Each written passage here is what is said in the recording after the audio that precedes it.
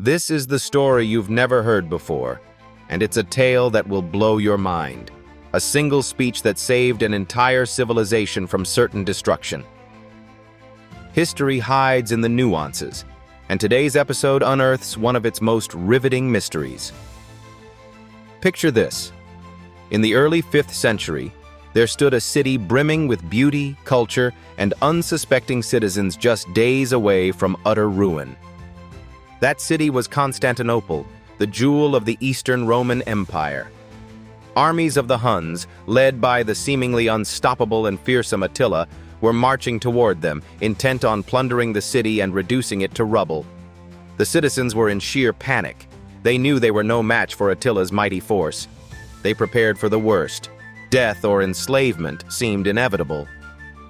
But then, in the 11th hour, a man stepped forward. His name? Leo, the Bishop of Rome. You may know him as Pope Leo XIII today, but back then, he wasn't the larger-than-life figure we think of now. Still, his conviction was legendary. He had no army, no weapons, just words. And sometimes words are all you need when wielded at the right moment. Leo took a bold step and rode out to meet Attila directly. Yes, you heard that right. This man of God, armed with only his faith and diplomacy, dared to go face-to-face with the scourge of God and his formidable army. Imagine the scene. One lone figure standing before thousands of battle-hardened warriors. Attila had no reason to listen to Leo. He could crush Leo easily, but something about this moment felt bigger than the physical presence of armies and swords. Let's pause. Can you even imagine the courage it must have taken to look into the eyes of the most feared man in the world at that time? Attila wasn't a guy you casually negotiate with. His name alone struck terror everywhere he went. What could this one man possibly say that could save an entire city? Well, as the story goes, Leo appealed to something deeper than military might or threats.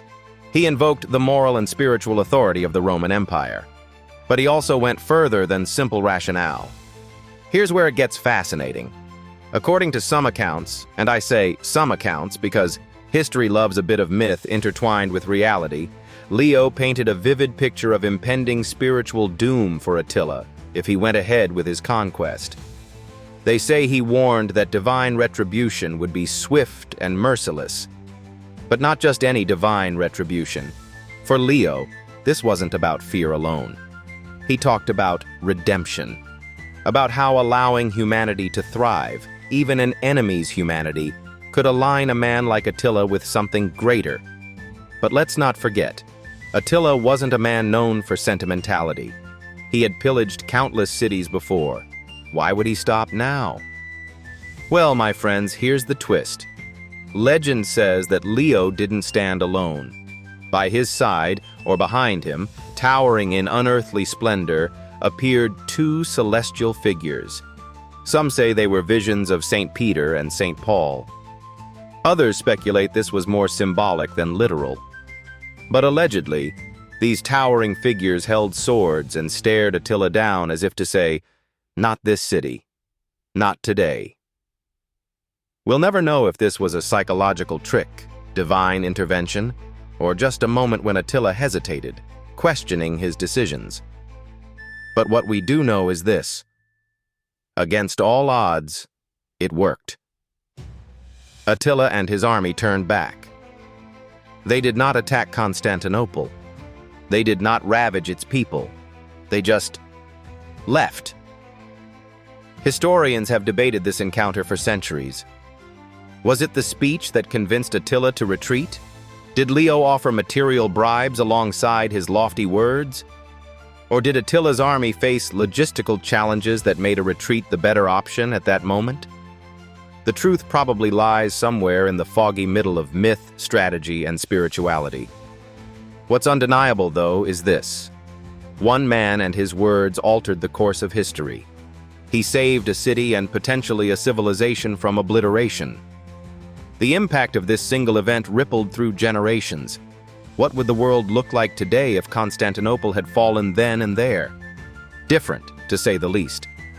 Think about the power of words, of communication, at pivotal moments in our history. This wasn't just a historical act of diplomacy.